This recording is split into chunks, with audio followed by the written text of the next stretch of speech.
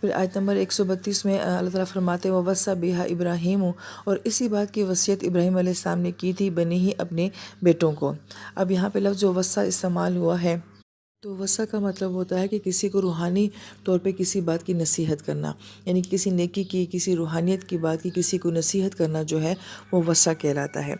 اسی سے لفظ اوصا بھی نکلتا ہے، اور اوصا کا معنی ہوتا ہے کہ کسی کو قانونی بات میں کسی چیز کی رہنمائی کر دینا۔ اور وصّا اور اوصا میں فرق کیا ہوتا ہے کہ وصّا کا مطلب ہوتا ہے کہ نیکی کی، بھلائی کی بات کی نصیحت جو ہے وہ ایک بار نہیں بلکہ بار بار کی جاتی ہے، تو وصّا کا مطلب ہے بار بار کسی کو روحانی طور پہ نصیحت کرتے رہنا۔ اور اوصا کا مطلب یہ ہوتا ہے کہ کسی کو ایک مرتبہ قانون سمجھا دینا، کیونکہ قانون جو ہوتا ہے وہ بار بار نہیں سمجھایا جاتا۔ لہذا یہاں پہ ابراہیم علیہ السلام نے اپنی اولاد کو بار بار جو ہے یہ روحانی نصیحت کی تھی، اور یعقوب علیہ السلام کو کہ یا بنیا، اے میرے بیٹے، ان اللہ اصطفیٰ، کہ بے شک اللہ تعالیٰ نے چن لیا لکم تمہارے لیے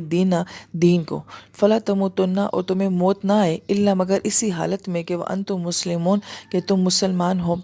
اب یہ ایک طرح کی روحانی نصیحت ہے جو ایک باپ اپنے بیٹے کو کر رہے ہیں کہ تمہیں موت اس حالت میں آنی چاہیے کہ تم اللہ کی اطاعت کرتے کرتے اس دنیا سے چلے جاؤ، اللہ کی فرما برداری کرتے کرتے جو ہے وہ اس دنیا سے چلے جاؤ۔ اس کا یہ مطلب نہیں ہے کہ صرف آخری وقت میں جو ہے ہم مسلمان ہوں گے یا نہیں ہوں گے، بلکہ یہ کہ ہماری ساری زندگی جو ہے وہ اسلام قبول کرتے کرتے، یعنی کہ اللہ کی اطاعت کرتے کرتے جو ہے وہ گزرنی چاہیے۔